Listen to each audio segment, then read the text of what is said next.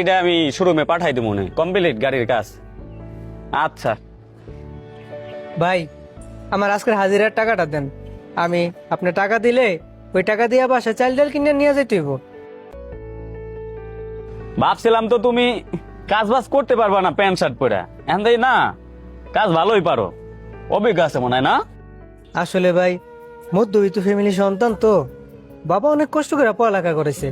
পড়ালেখার পাশাপাশি আমি টুকটাক কাজকামও করছি, কারণ বাবার একার পক্ষে সংসার চালানো বা নিজের পড়ালেখা খরচ চালানো সম্ভব ছিল না।